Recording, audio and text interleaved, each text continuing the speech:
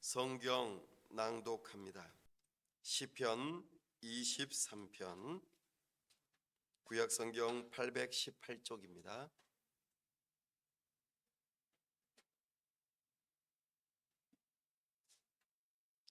하나님 말씀입니다. 시편 23편 교독합니다. 여호와는 나의 목자시니 내게 부족함이 없으리로다. 그가 나를 푸른 풀밭에 누이시며 쉴 만한 물가로 인도하시는도다. 내 영혼을 소생시키시고 자기 이름을 위하여 의의 길로 인도하시는도다. 내가 사망의 음침한 골짜기로 다닐지라도 해를 두려워하지 않을 것은 주께서 나와 함께 하심이라. 주의 지팡이와 막대기가 나를 안위하시나이다. 주께서 내 원수의 목전에서 내게 상을 차려주시고 기름을 내 머리에 부으셨으니 내 잔이 넘치나이다. 내 평생의 선하심과 인자하심이 반드시 나를 따르리니 내가 여호와의 집에 영원히 살리로다. 아멘. 다 함께 기도하겠습니다. 하나님 아버지, 은혜와 사랑을 감사합니다. 복되고 거룩한 주일 하나님 앞에 나아왔습니다. 이 시간 우리와 함께 하시며 우리의 눈과 귀를 여셔서 하나님의 영광을 보게 하시고 우리 주님의 음성을 듣게 하여 주옵소서. 우리가 하나님을 알므로 하나님을 뜨겁게 사랑하게 하여 주시옵소서. 그 사랑이 우리를 감동시켜 참으로 우리의 손과 발, 우리의 가진 모든 것을 들여 주님 앞에 헌신하고자 결단하는 시간 되게 하여 주시옵소서.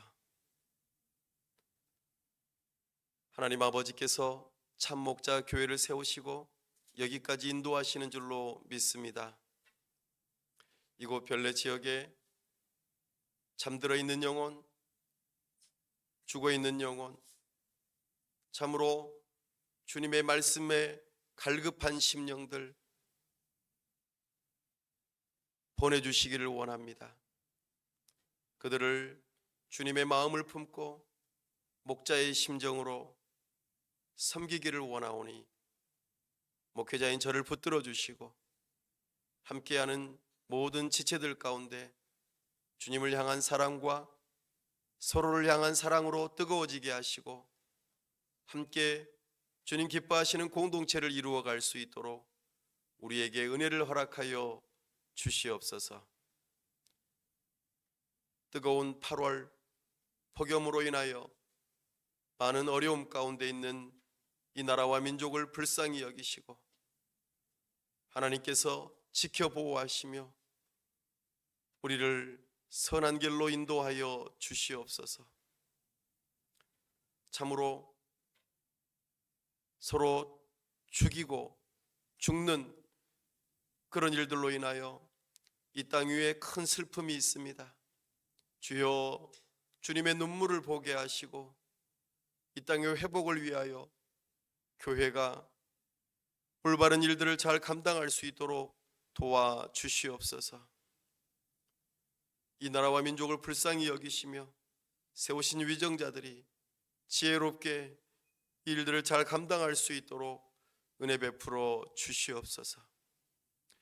주님의 선교사님들 붙들어 주시고 성령으로 충만케 하시며 저들의 가정과 범사의 사역 위에 주님의 큰 은혜가 있기를 원하옵고 우리 주 예수 그리스도의 이름으로 기도하옵나이다. 아멘.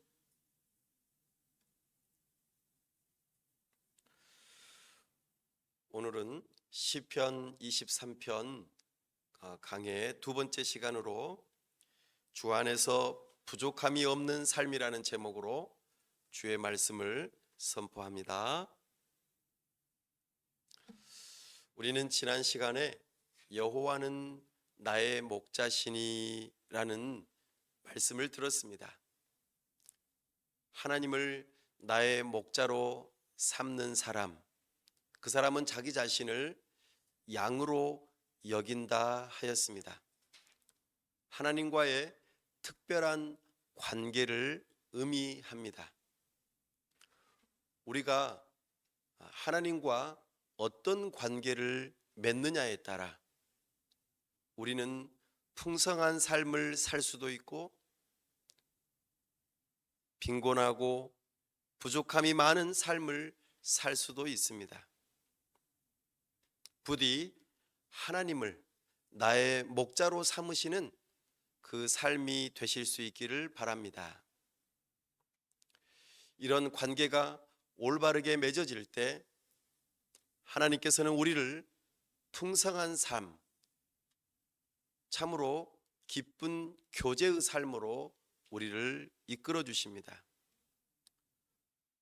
부모님이 어떠한가에 따라 우리는 풍성한 삶을 살 수도 있고 또는 가난한 삶을 살 수도 있습니다.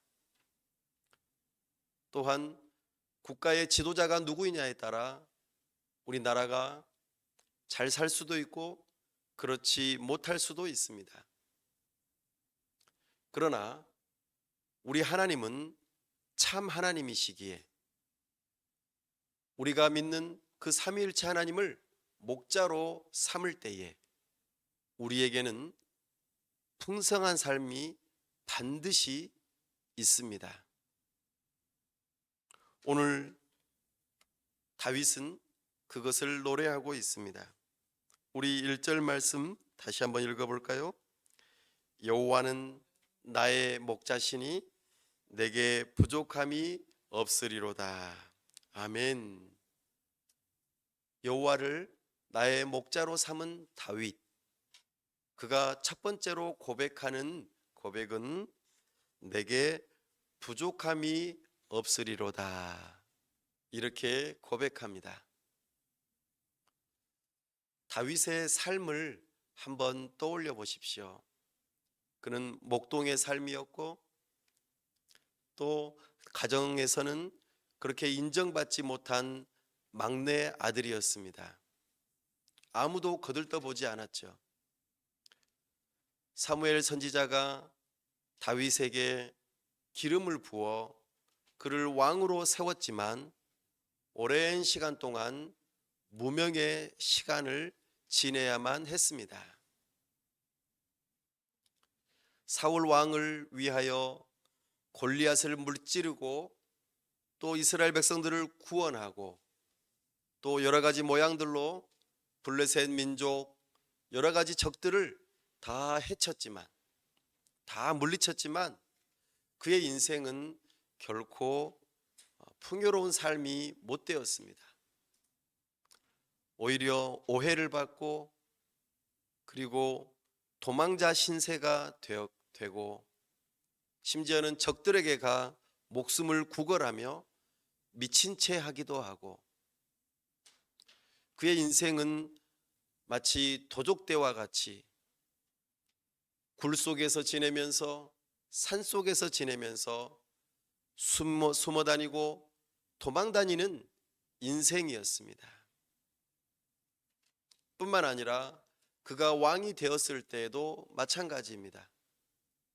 왕으로서 승승장구하다가 어느 순간에 이르러 가장 사랑하는 아들 압살롬에게 쿠데타를 당하고 또 도망자 신세가 되며 참으로 목숨의 위협과 많은 사람들의 오해와 저주를 받으며 그의 궁전에서 쫓겨나고 그렇게 슬퍼하는 인생을 살았던 것을 보게 됩니다.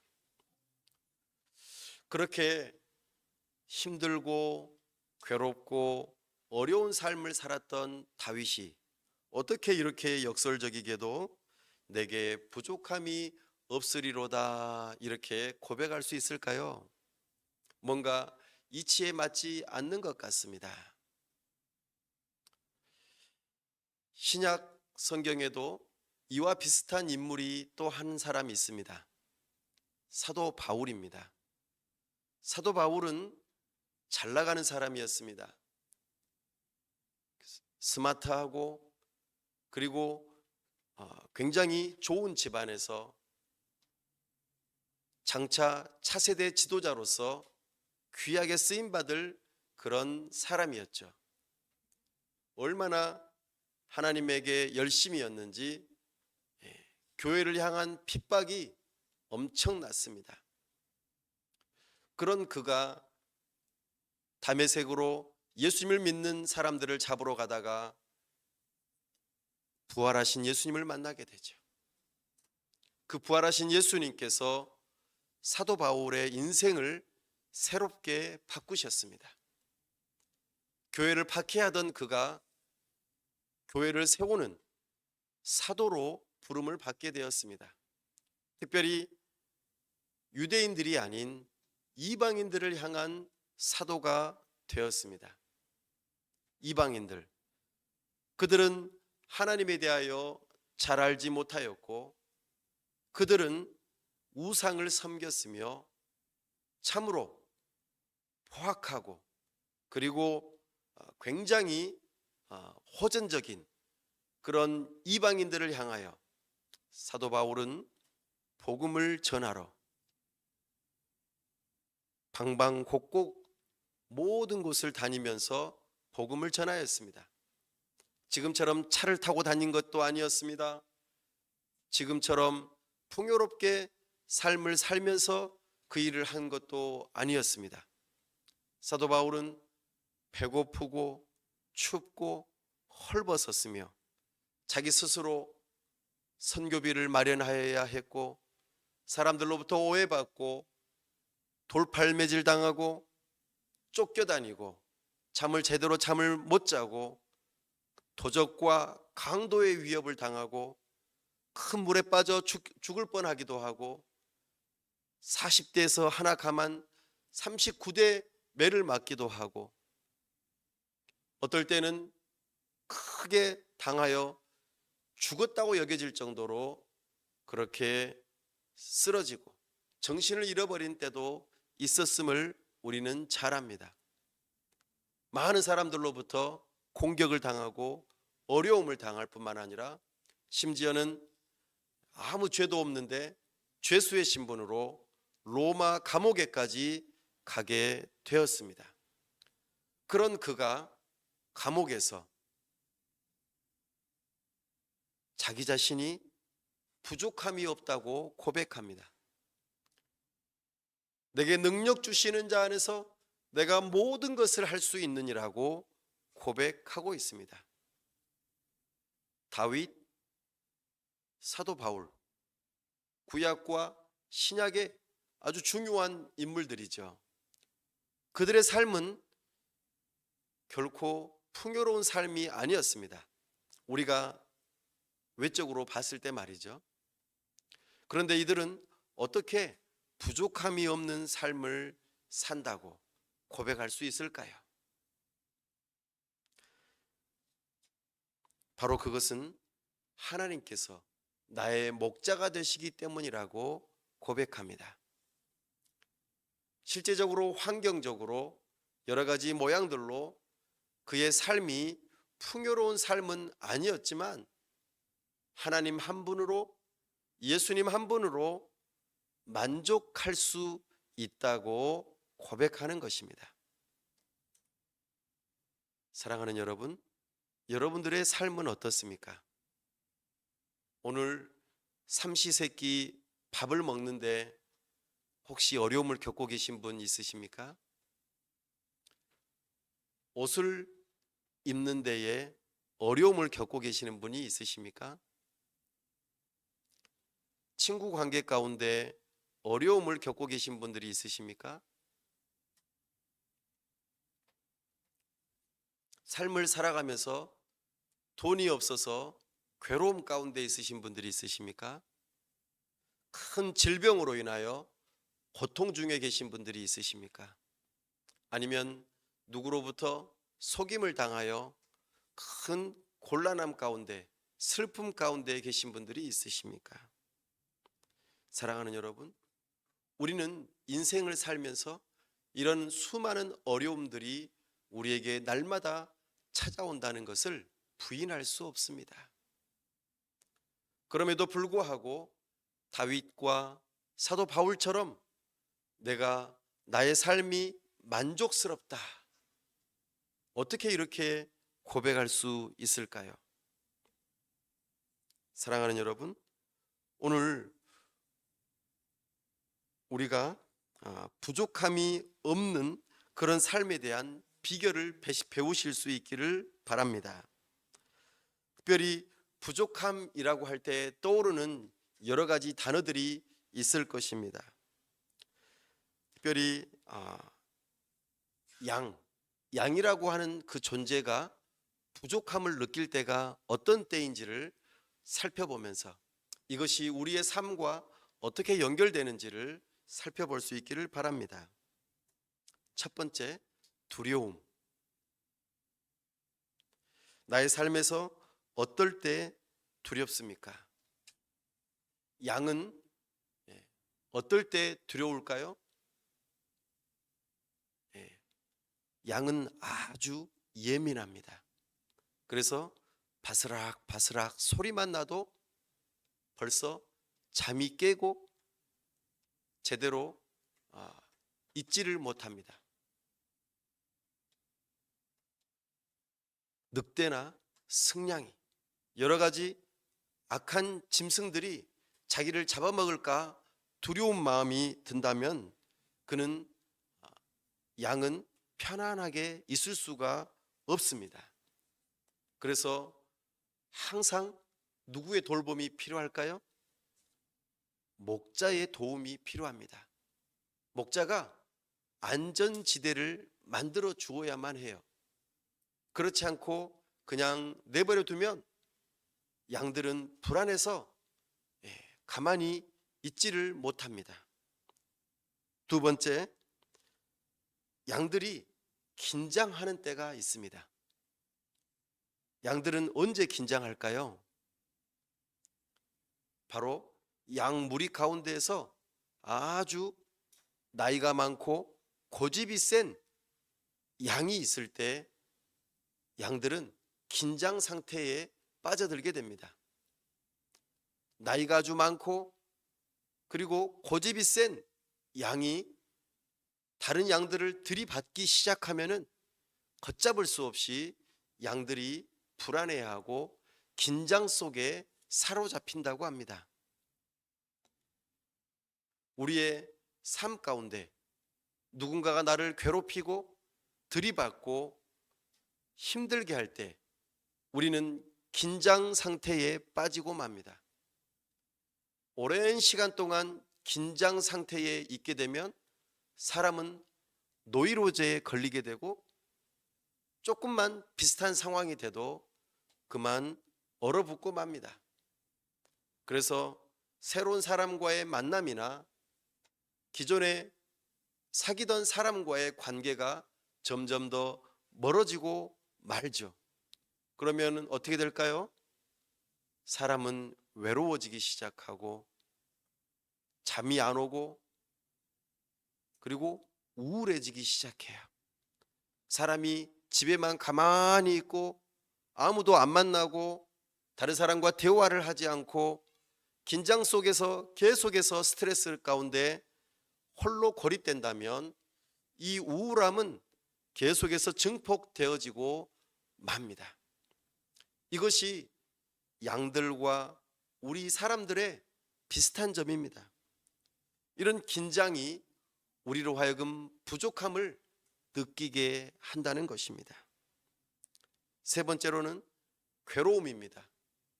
양들은 말이죠, 벌레들이 자기 몸에 붙으면 굉장히 괴로워합니다.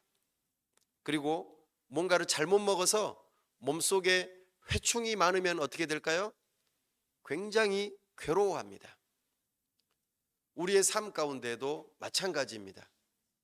여러분들의 삶 가운데에 괴로워하는 때가 어떤 때입니까? 나의 삶의 잘못된 습관,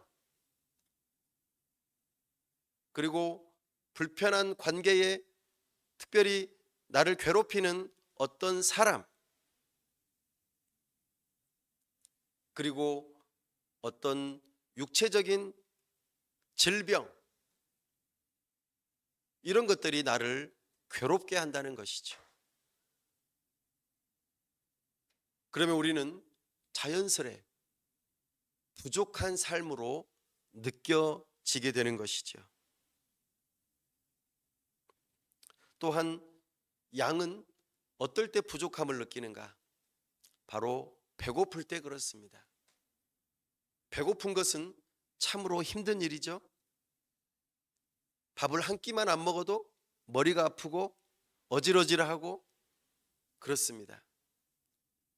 양들은 충분하게 풀을 먹어야만 부족함을 못 느끼고 그리고 안전함을 느끼는데, 그렇지 못할 때 참으로 어려워진다는 것이죠. 양은 스스로 모든 것을 할 수 있는 그런 존재가 아니라고 말씀드렸습니다. 반드시 누구의 손길이 필요하다고 했습니까? 목자의 손길이 필요하다고 했습니다. 목자가 여러 나쁜 짐승들로부터 안전지대를 만들어 주어야 하고, 고집이 세고 그리고 늙은 양이 젊고 약한 양을 들이받는 일을 못하도록 분리시켜야 하고, 그리고 회충이나 여러 가지 벌레들이 양을 괴롭히면 회충약을 먹이고 또 여러 가지 벌레들을 제거해주고, 나아가 양들이 배고픈 때에 적당하게 맛있는 풀이 있는 곳으로 인도해서 먹여주어야만 양들은 부족함을 느끼지 못한다는 것이죠. 우리의 인생 가운데 이런 일들은 비일비재 찾아옵니다. 그러나 다윗과 바울이 고백했던 것처럼 이런 부족함 속에서도 자기 자신들은 만족함의 비결을 배웠노라고 고백합니다. 어떻게 이럴 수 있을까요? 외적인 어려움, 굉장히 힘든 상황들 속에서도 어떻게 하면 부족함이 없이 만족함을 누릴 수 있을까요? 그 부족함이 없는 삶을 다윗은 2절에서 이렇게 고백하고 있습니다. 2절 읽어보겠습니다. 그가 나를 푸른 풀밭에 누이시며 쉴 만한 물가로 인도하시는도다. 아멘. 여기에서 두 가지 중요한 요인이 나옵니다. 첫 번째는 푸른 풀밭, 두 번째는요, 쉴 만한 물가.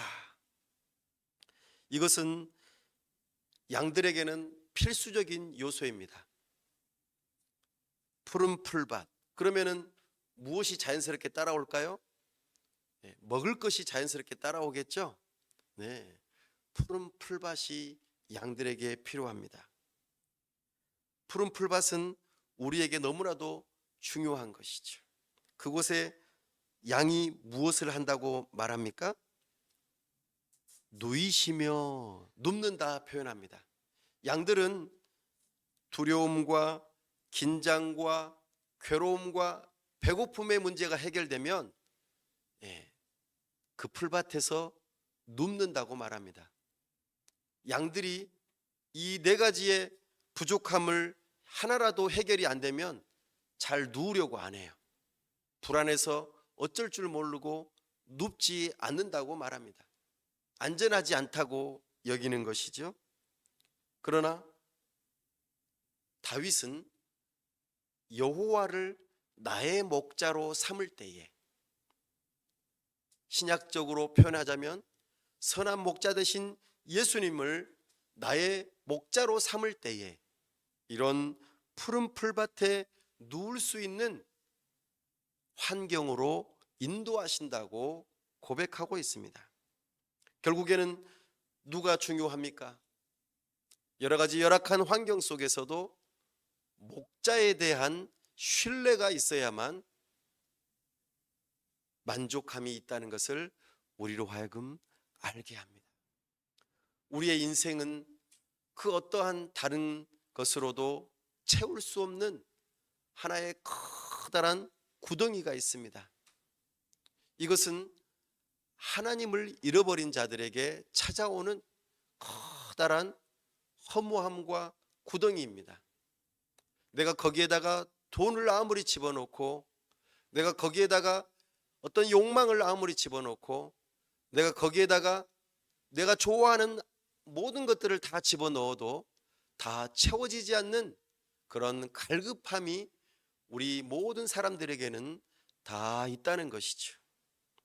그러나 우리가 하나님을, 예수님을 우리의 선한 목자로 삼을 때에 우리의 채워지지 않는 그 갈급함이 채워진다고 말씀하고 있습니다.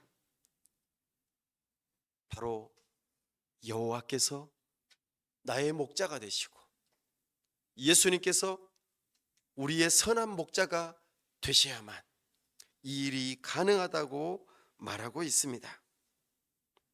특별히 다윗은 두 번째로 쉴 만한 물가로 인도하시는도다 이렇게 고백합니다.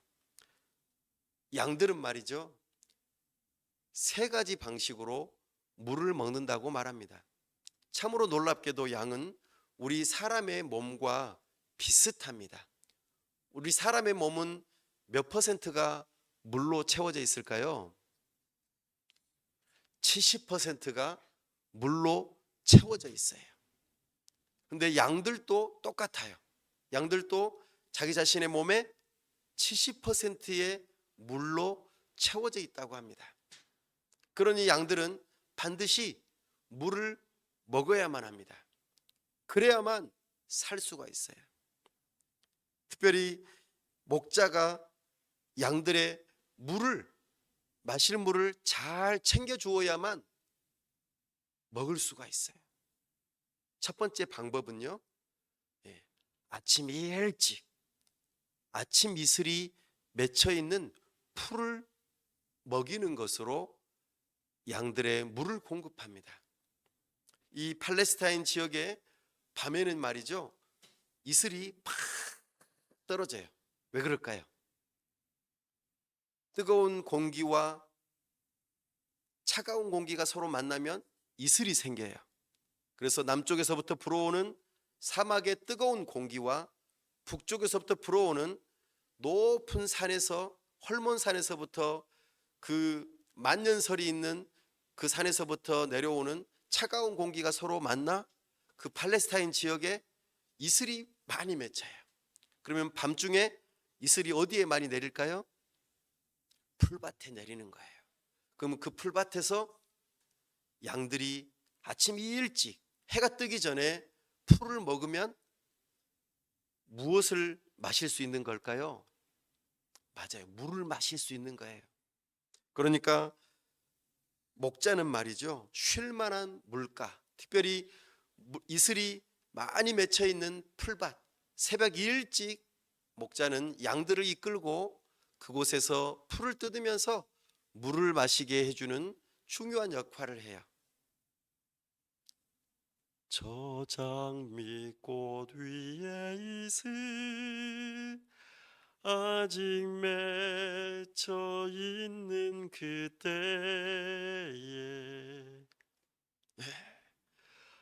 우리 주님께서 아침 일찍 우리에게 찾아오셔서 마치 이슬을 먹이는 목자처럼 양과 같은 우리에게 풀에 맺혀 있는 이슬을 먹이듯이 하나님의 말씀으로 우리를 먹이실 때에 우리의 영혼은 갈급한 심령이 그렇게 물이 공급된다는 것을 우리는 배웁니다.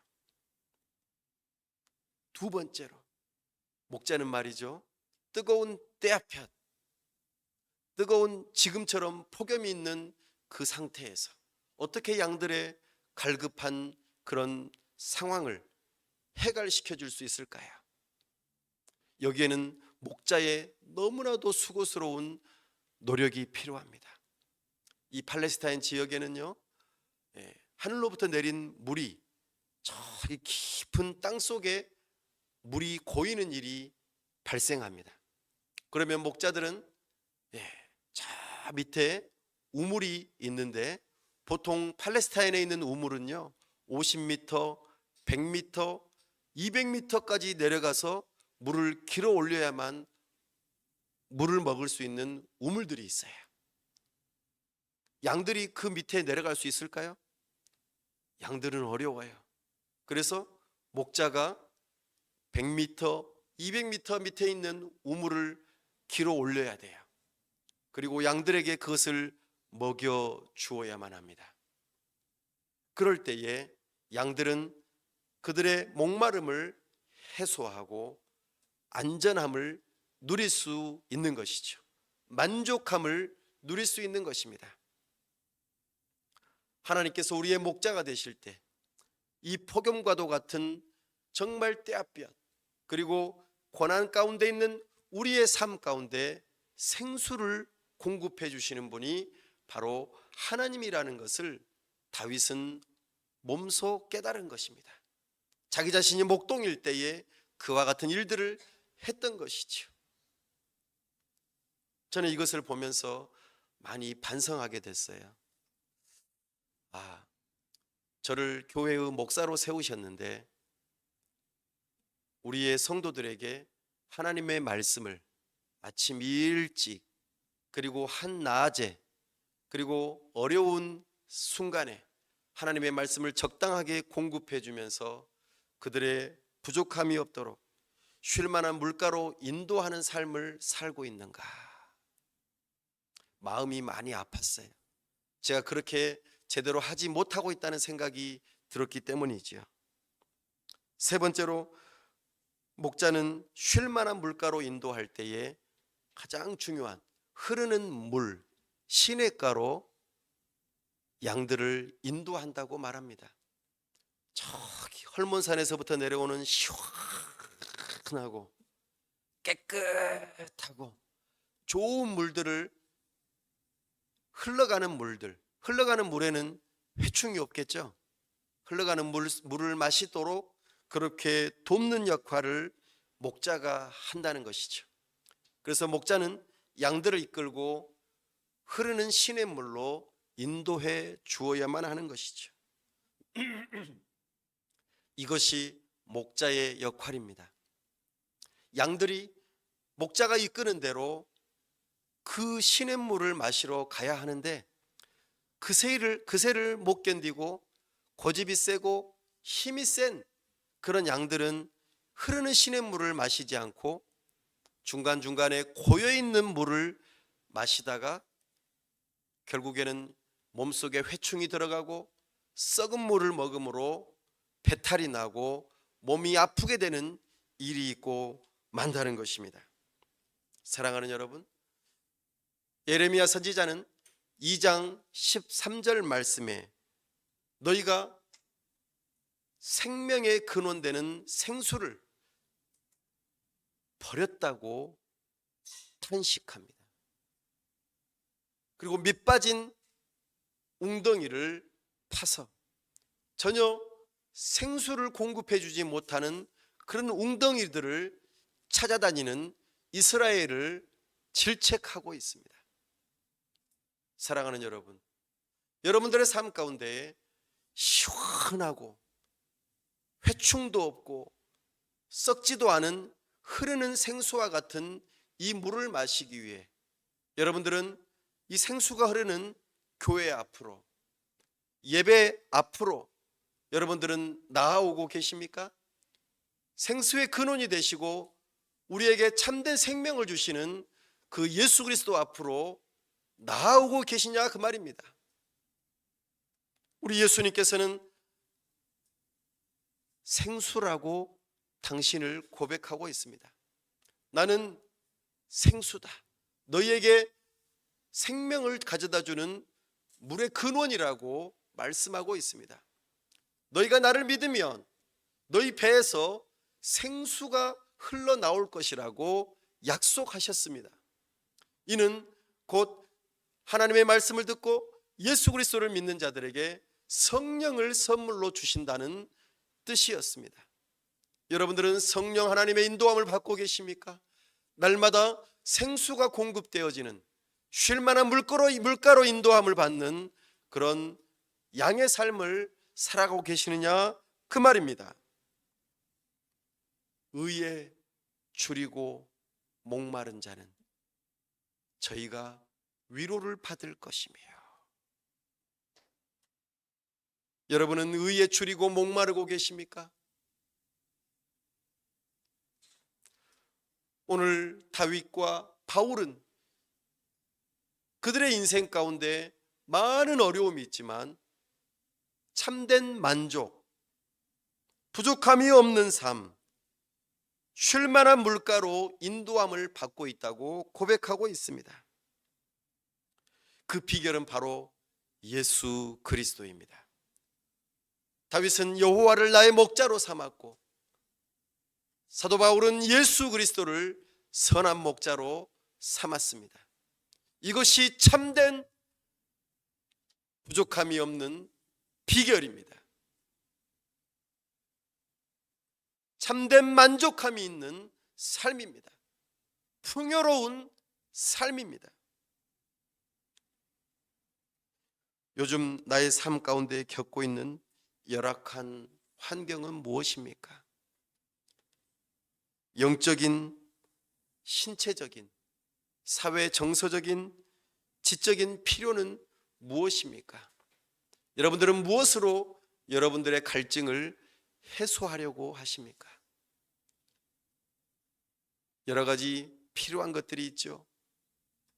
돈도 필요하고, 먹을 것도 필요하고, 입을 것도 필요하고, 여러 가지 피서도 필요하고, 쉬는 많은 여러 가지 혜택들도 필요할 것입니다.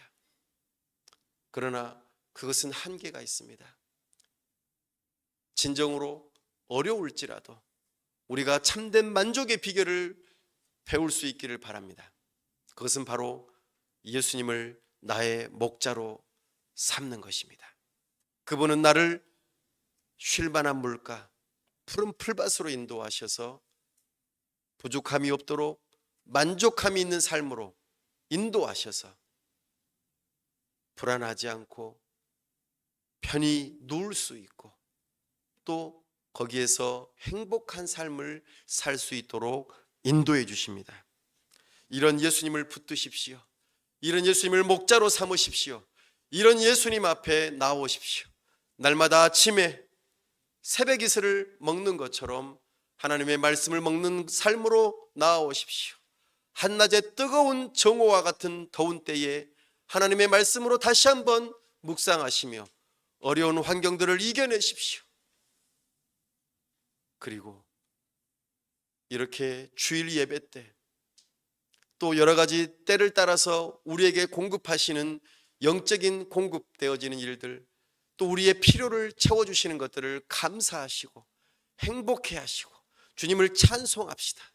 그럴 때 우리는 우리 안에 참된 풍성한 삶을 누릴 수 있을 것입니다. 기도하겠습니다. 이 세상 가운데서 여러분들은 어디에 만족함을 두시고 거기에서 쉼을 얻으려고 하십니까? 금방 갈증이 나고 금방 실증이 나버리는 이 세상의 여러 가지 것들에 이제는 한계를 느끼셨다면 우리의 참된 만족이 되시는 예수 그리스도 앞에 나아오십시오. 이것만이 우리의 참된 만족의 비결입니다. 풍성한 삶의 비결입니다. 이 부르심 앞에 나아오기를 원하는 심령들 주님 앞에 나아가겠다고 고백합시다.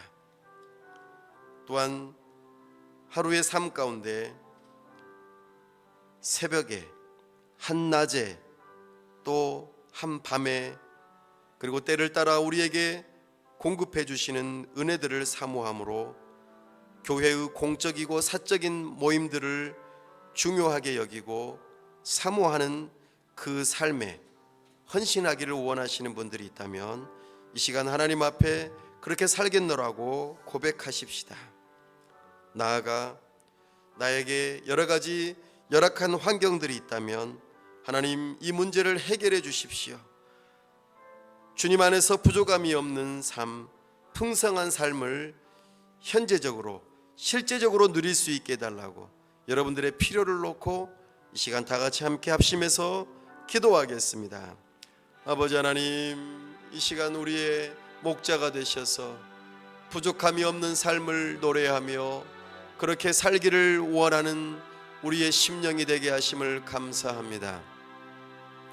그동안 우리가 세상 가운데서 여러 가지 욕망하고 여러 가지 갈급해하고 여러 가지 사람이나 또 여러 가지 물질적인 필요들을 놓고 그것으로 만족해하고 그것으로 안전하다고 여겼던 그런 삶이었다면 그것의 한계를 느끼고 참으로 풍성한 삶, 만족하는 삶을 살기를 원하는 심령들이 있다면 이 시간 주님의 부르심 앞에 응답하게 하여 주옵소서.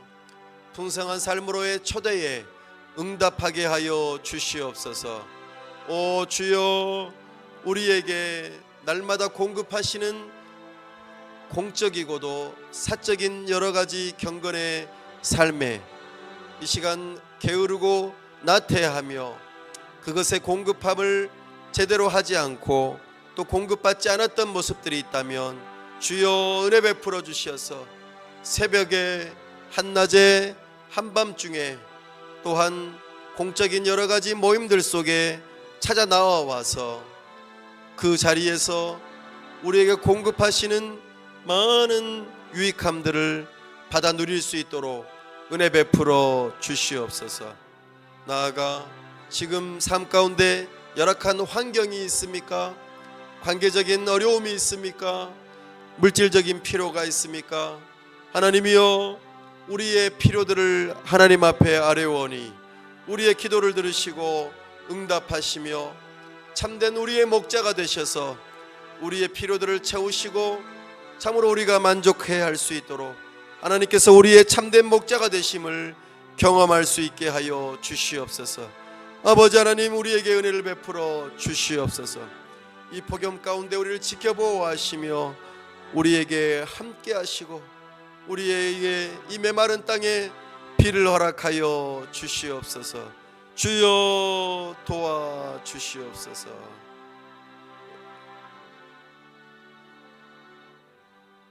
우리 주 예수 그리스도의 이름으로 기도하옵나이다. 아멘.